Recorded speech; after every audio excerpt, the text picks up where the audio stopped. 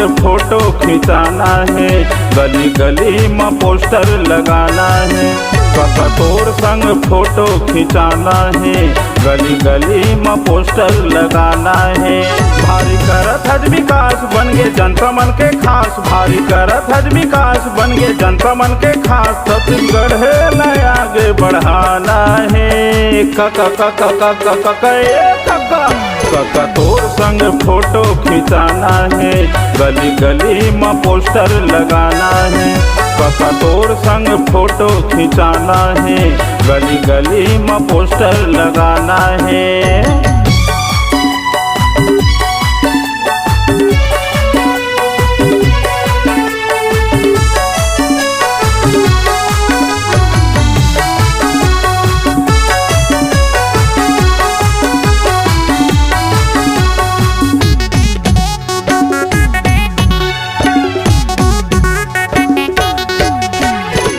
गाँव शहर माल चौपाल, जनता मन सब पूछत सवाल।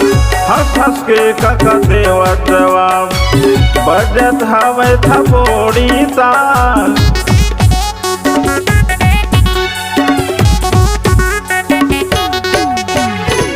गाँव शहर माल चौपाल, जनता मन सब पूछत सवाल।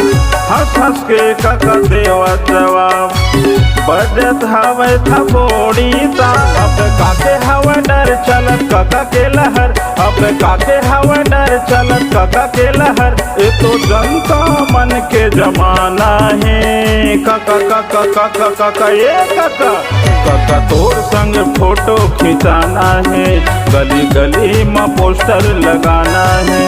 काका तोर संग फोटो खिंचाना है, गली गली में पोस्टर लगाना है।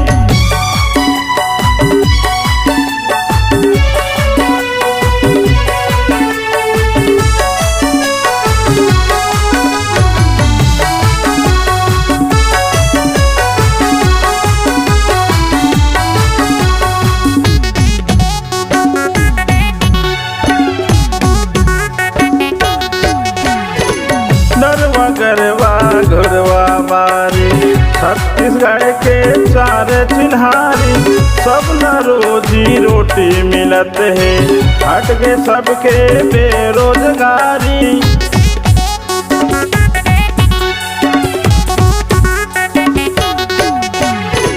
नरवा गरवा घुरवा बारी, छत्तीसगढ़ के चार चिन्हारी। सब न रोजी रोटी मिलत है, हट के सबके बेरोजगार। करत जनता दे जयकार हो गए सपना साकार, करत जनता दे जयकार हो गए सपना साकार। एक बार देश के पीएम बनाना है। काका काका काका काका ये काका काका तोर संग फोटो खिंचाना है, गली गली में पोस्टर लगाना है। काका तोर संग फोटो खिंचाना है, गली गली में पोस्टर लगाना है।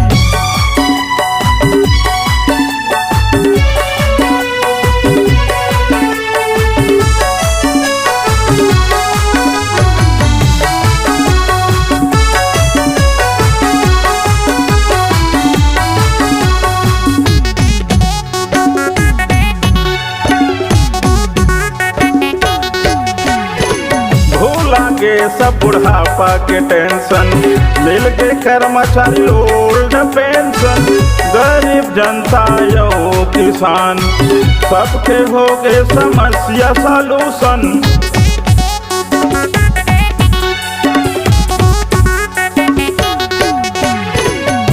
लागे सब बुढ़ापा के टेंशन, मिल के कर्मचारी ओल्ड पेंशन। गरीब जनता यो किसान, सबके हो गए समस्या सॉल्यूशन। जनता है भगवान मिल ही सबला सम्मान, यहाँ जनता है भगवान मिल ही सबला सम्मान। अब खोर को नहीं लगाना है। काका काका काका काका ये काका काका तोर संग फोटो खिंचाना है, गली गली में पोस्टर लगाना है।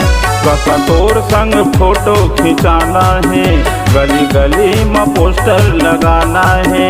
भारी करत हज विकास बन गए जनता मन के खास, भारी करत हज विकास बन गए जनता मन के खास। छत्तीसगढ़ है आगे बढ़ाना है। काका काका काका काका काका काका तोर संग फोटो खिंचाना है। गली गली में पोस्टर लगाना है। काका तोर संग फोटो खिंचाना है। गली गली में पोस्टर लगाना है। काका तोर संग फोटो खिंचाना है। गली गली में पोस्टर लगाना है। काका तोर संग फोटो खिंचाना है। गली गली में पोस्टर लगाना है।